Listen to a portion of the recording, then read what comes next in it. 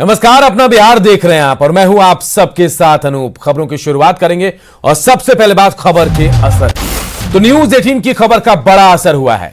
समस्तीपुर हर्ष firing मामले में FIR के आदेश दे दिए गए हैं। उजियारपुर और सरारंजन में हर्ष फायरिंग हुई थी और न्यूज 18 ने इस खबर को प्रमुखता से दिखाया था और इस खबर को देखने के बाद एसपी ने एफआईआर का आदेश भी दिया है। हथियार के लाइसेंस की भी जांच होगी। हथियार के लाइसेंस रद्द होने की भी कार्रवाई की जाएगी। तो देखिए, तस्वीरें भी हम आपको दिखा रहे हैं। समस्तीपुर में हर्ष फायरिंग की तस्वीरें सामने आई थी और न्यूज 18 ने इस खबर को प्रमुखता से दिखाया, जिसके बाद हमारी खबर पर अब एफआईआर के आदेश दिए गए हैं। खबर का असर हुआ है। उजियारपुर और सरारंजन में हर्ष फायरिंग हुई थी और न्यूज 18 की खबर का असर भी हुआ है। एसपी ने इन मामलों में एफआईआर के आदेश दे दिए हैं। इसके अलावा हथियार के लाइसेंस की जांच की भी बात उन्होंने कही है और अगर जरूरत पड़ी तो लाइसेंस भी रद्द किया जा सकता है। एक जो दो मामले हैं, सरारंजन में एक जनप्रतिनिधि के द्वारा फायरिंग करने की बात आई है और दूसरा आपके द्वारा बताया गया उजियारपुर में। तो इस संबंध में जो स्पष्ट है, हम लोगों ने प्राथमिकी दर्ज करने का आदेश सरारंजन थाना प्रभारी को दिया है और अगर लाइसेंसी हथियार है तो लाइसेंस को रद्द करने की कार्रवाई के लिए आवेदन दिया जाएगा। दरअसल समस्तीपुर में दो जगहों पर हर्ष फायरिंग हुई थी। उजियारपुर और सरारंजन में बारात और रिसेप्शन के दौरान हवाई फायरिंग की गई। हद तो यह हो गई कि सरारंजन में एक जनप्रतिनिधि ने ही कानून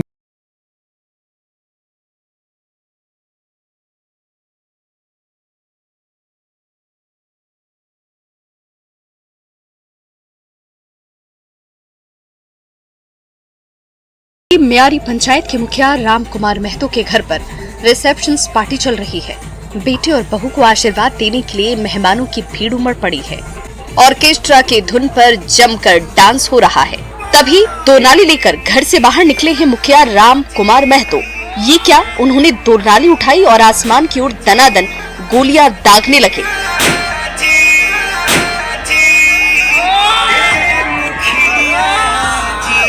शादी ब्याह जैसे शुभ घड़ी में भला कारतूस का क्या काम, लेकिन मुखिया जी कहाँ मानने वाले हैं। उन्होंने अपनी राइफल निकाली और गोलियां बरसाने लगे तो अगले ही पल मेहमानों के बीच वही राइफल लहराने लगे।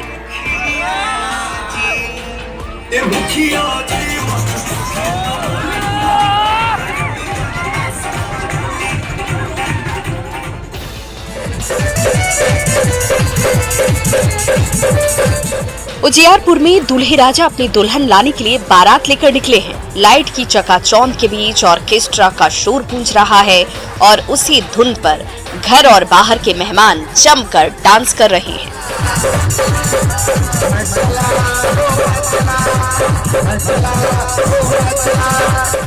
महिलाएं भी ताल से ताल मिला रही हैं।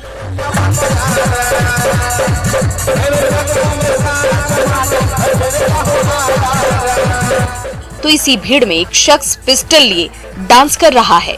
गौर से देखिए, स्वेटर पहना ये शख्स दूल्हे राजा के सामने मेहमानों की भारी भीड़ के बीच किस तरह से अपनी पिस्टल लहरा रहा है।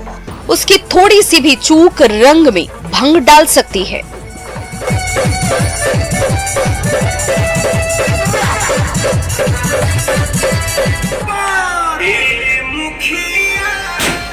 समस्तीपुर पुलिस की लगातार अपील के बावजूद शादी और ब्याह के दौरान हर्ष फायरिंग की घटनाएं थमने का नाम नहीं ले रही, जिसमें अक्सर कई निर्दोषों की जान जा रही है।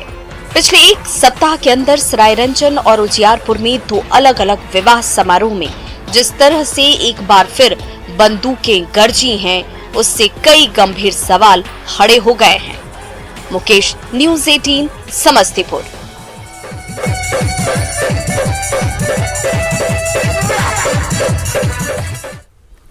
देखिए, लगातार पुलिस भी अपील करती रही है और प्रशासन की तरफ से सख्ती की बात भी कही गई कि हर्ष फायरिंग ना करे, लेकिन इसके बावजूद हर्ष फायरिंग रुकने का नाम नहीं ले रहा है। अब सवाल उठते हैं कि क्या कानून का खौफ खत्म हो गया है? सवाल बेहद जरूरी है इसका जवाब। सवाल यह भी कि क्या घटनाओं से लोग सबक नहीं लेते? लगातार कई घटनाएं हुई लेकिन लोग सबक नहीं ले रहे। और सवाल यह भी कि क्या जान से ज्यादा जरूरी जश्न मनाना है, हर्ष फायरिंग करना है?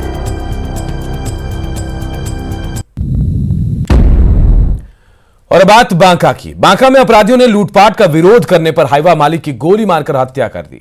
घटना बांका थाना क्षेत्र के सुरायकोल की है। बताया जा रहा है कि युवक ने कुछ दिन पहले ही करीब 45 लाख रुपए में नया हाईवा खरीदा था और रात में खलासी के साथ वो भी रखवाली कर रहा था। तभी कुछ अपराधी वहां पहुंचे और लूटपाट करने लगे। अपराधियों ने हाईवा की चाबी भी छीन ली और जब युवक ने इसका विरोध किया तो उसे गोली मारकर उसकी हत्या कर दी। फिलहाल पुलिस पूरे मामले की छानबीन कर रही है। इधर मोतिहारी में दिल्ली से दरभंगा जा रही बस डिवाइडर से टकराकर पलट गई। इस दुर्घटना में 20 यात्री घायल हो गए हैं। 6 यात्रियों को गंभीर चोटें आई हैं, जिनका इलाज मोतिहारी सदर अस्पताल में चल रहा है। बताया जा रहा है कि ऑटो को बचाने के चक्कर में बस डिवाइडर से टकराई है। बस पलटने के बाद एक ट्रक ने भी बस को टक्कर मार दी। स्थानीय लोगों की मदद से बस में फंसे लोगों को बाहर निकाला गया। इसको चकमा दे दिया, ट्रक वाला हाँ लगा दिया धक्का पीछे से लगा दिया। ड्राइवर को हैंडल नहीं संभाल में आया, अच्छा इधर ठोक दिया। एकदम लेफ्ट में दबा दी, गाड़ी का टक्कर मारी लेफ्ट में और गाड़ी बैलेंस बिगड़ा है। हमने खूब बचाने की कोशिश की, एकदम गाड़ी पलटी।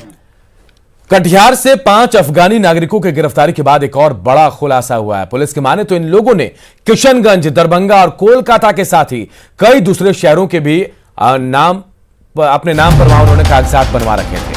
साथ ही कटिहार के चौधरी मोहल्ले से जुड़े इन लोगों के पास से आधार कार्ड भी मिले।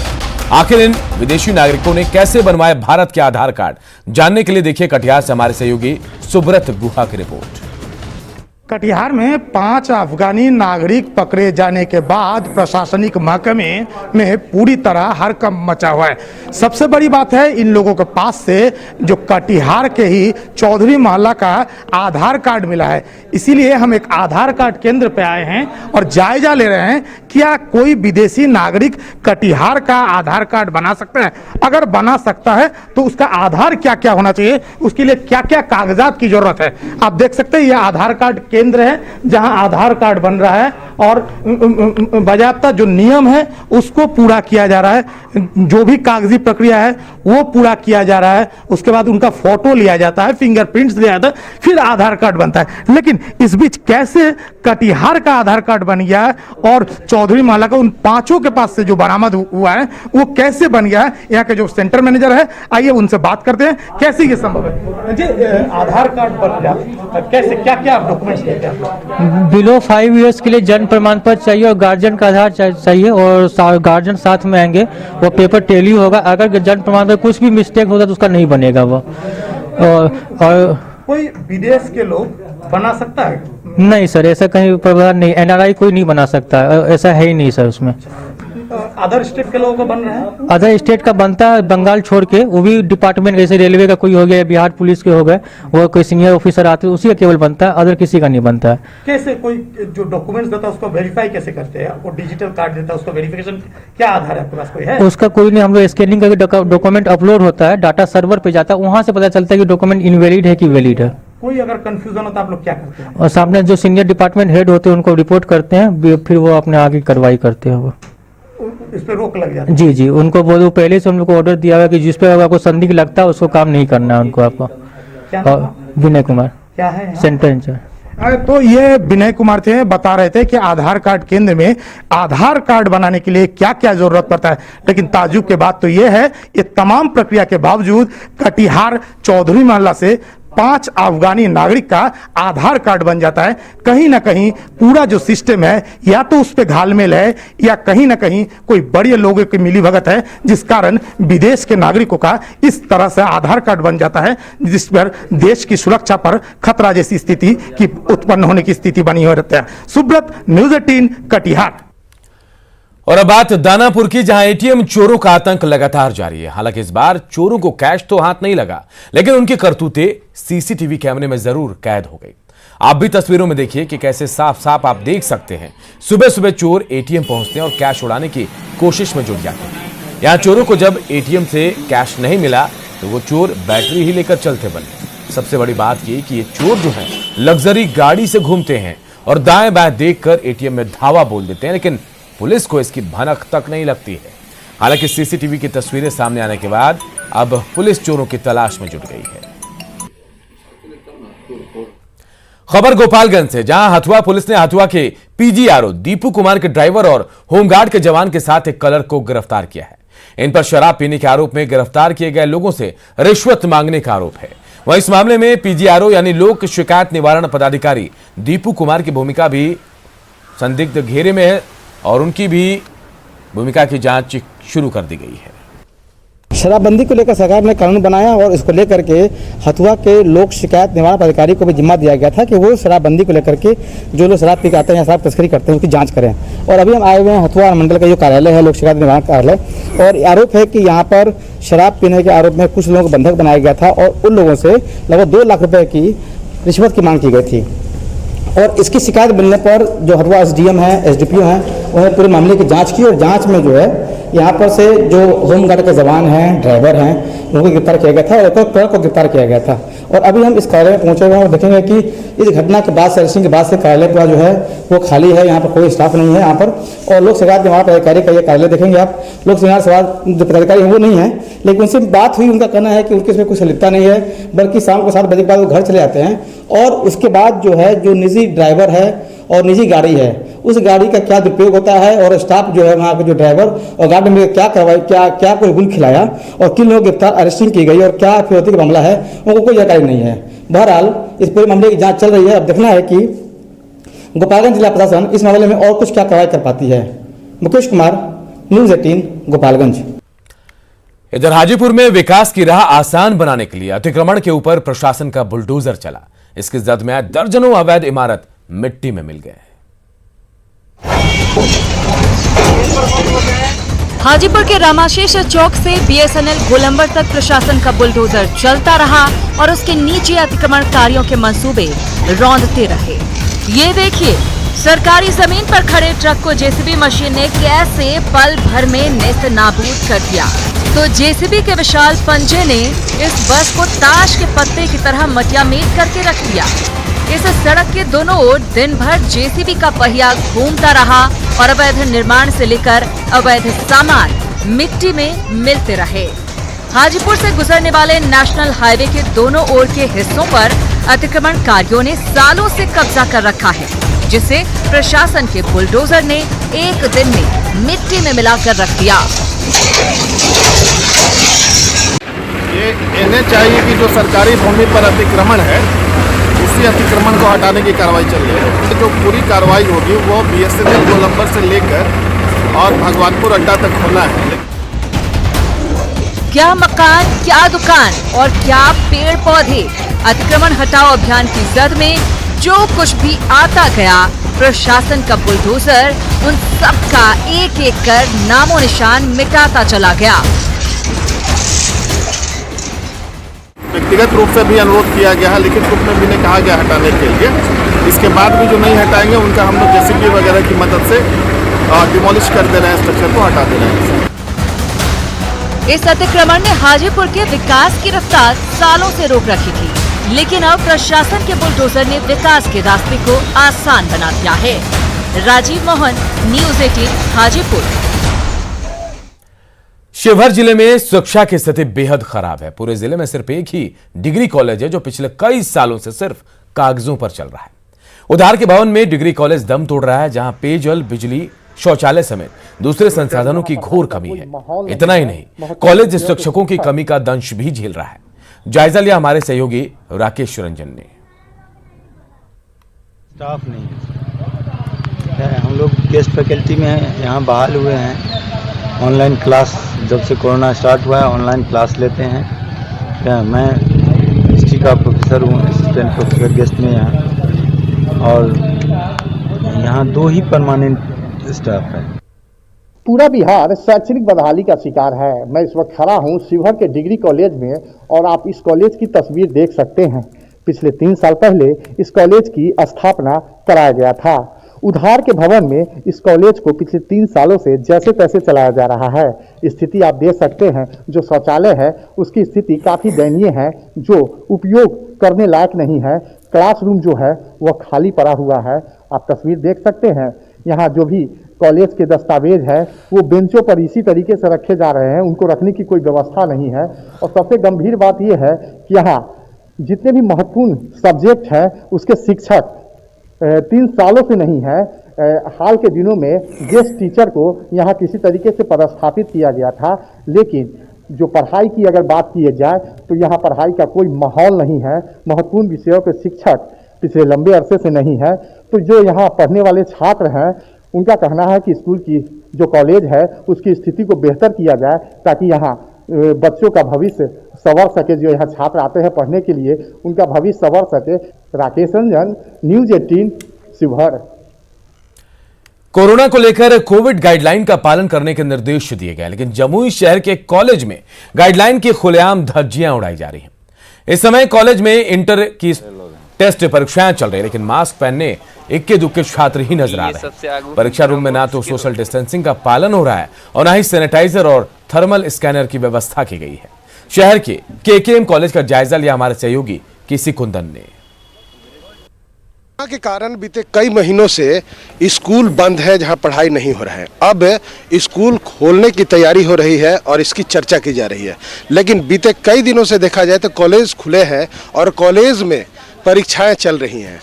हम अभी खड़े हैं जमुई के केकेएम कॉलेज का ये गेट है और देख सकते हैं कि अभी इंटर का टेस्ट चल रहा है, +2 का टेस्ट चल रहा है। और जो एग्जामिनेशन के बाहर निकलने वाले जो लड़के हैं, छात्र हैं, वो देखिए, हालांकि कहा गया है कि कोविड का 19 का गाइडलाइन का फॉलो करना है, मास्क को लगा के ही एग्जाम देना है, सैनिटाइजर का व्यवस्था का होना चाहिए, लेकिन बताया जा रहा है कि ऐसा कुछ उपाय यहाँ पर कुछ नहीं था। कुछ नहीं था ना। और लोग मास्क लगाया था ना, कोई नहीं लगाया था। कोई नहीं ना। अच्छा, आप भी नहीं लगाए हैं? ऐसा क्यों? कार लगाएंगे, कोरोना ही नहीं। अच्छा, कोरोना नहीं है कोरोना बिहार में। जैसा कि ये कह रहे हैं कि कोरोना नहीं है, कुछ लोग ऐसे हैं जो यहाँ मास्क लगा कर हैं। हम उनसे पूछेंगे कि मास्क क्यों जरूरी है।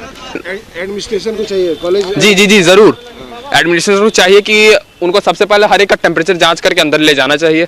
प्रत्येक बच्चे को, जो भी स्टूडेंट हैं, चाहे वो कॉलेज के स्टाफ है या स्टूडेंट है, उनको मास्क लगाना चाहिए और सबसे पहले उनको हैंड सैनिटाइजर की भी व्यवस्था करनी चाहिए। ऐसा कुछ दिखा आपको? नहीं, ऐसा तो मुझे कुछ नहीं दिखा है कि कॉलेज में एग्जामिनेशन चल रहे हैं, सैकड़ों छात्र छात्राएं यहाँ पहुँच रहे हैं, लेकिन जब कोविड को लेकर गाइडलाइन का पालन नहीं हो रहा है, ऐसे में ये लापरवाही भारी पड़ सकती है, नुकसान दे सकती है। केसी कुंदन, न्यूज़ 18, जमुई।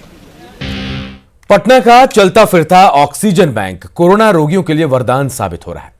कोरोना से ठीक हो चुके एक शख्स ने इसकी शुरुआत की और आज ये ऑक्सीजन बैंक सैकड़ों मरीजों को जिंदगी दे रहा है।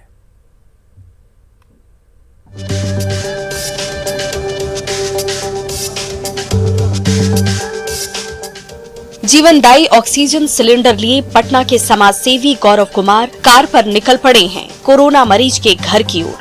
उनके पास एक मरीज के घर से मदद के लिए कॉल पहुंचा था। बिना वक्त गवाए उन्होंने खुद ऑक्सीजन सिलेंडर उठाया और उसे कार पर लाद कर निकल पड़े। गौरव कुमार इसी तरह से अब तक 800 से भी ज्यादा कोरोना मरीजों को ऑक्सीजन सिलेंडर के रूप में जीवन दान दे चुके हैं। जी, जिसको भी जरूरत पड़ती है मेरे पास कॉल करता है, यथासंभव होता है मैं चला जाता हूं। अगर उनको उस लोकेशन पे अगर मैं नहीं पहुंच पा रहा हूं तो उनको अपने घर का लाइव लोकेशन देता हूं, वो आके ले जाते हैं।